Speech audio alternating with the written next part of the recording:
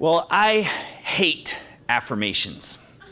I feel like affirmations should be for people who live in Hollywood, who have nothing better to do than sit around in their yoga pants and read The Secret.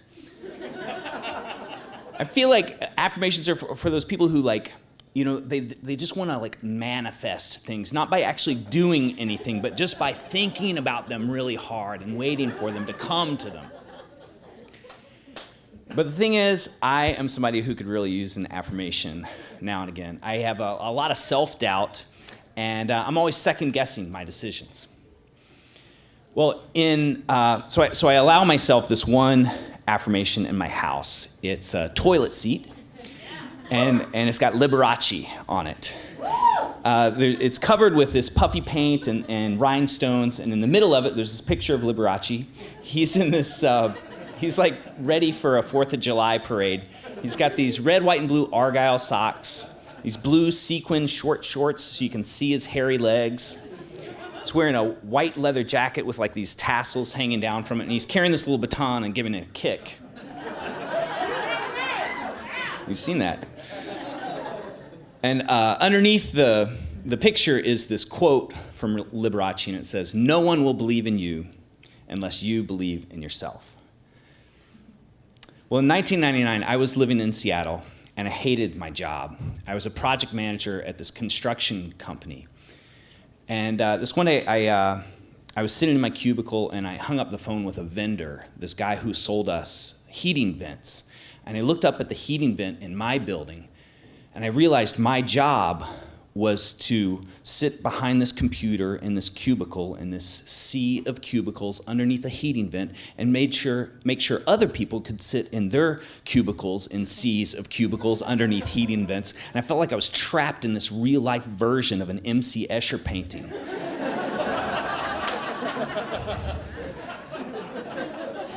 I wanted to do something with some more heart work, some more creativity. I had done a lot of work with kids in the past, and I'd actually told stories and done some theater work, and I knew what I really wanted to do was to be a storyteller.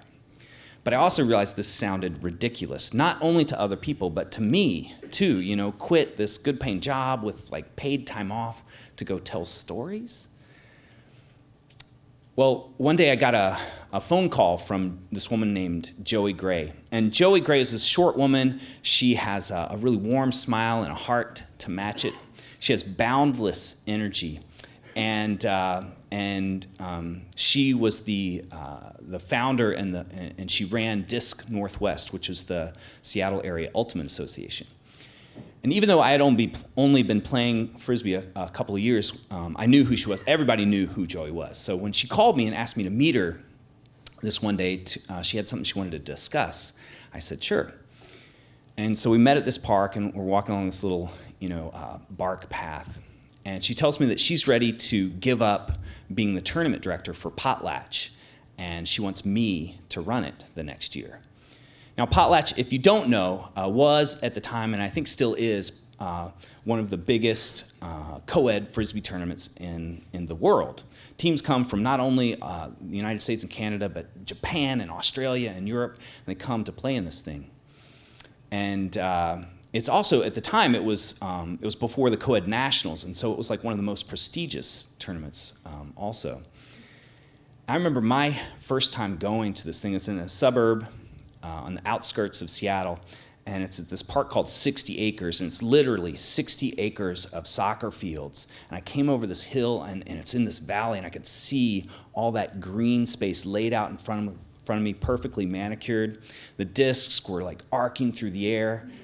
I got down on the fields, and people were dressed in cow costumes and superhero capes, and they were sliding on slip and slides.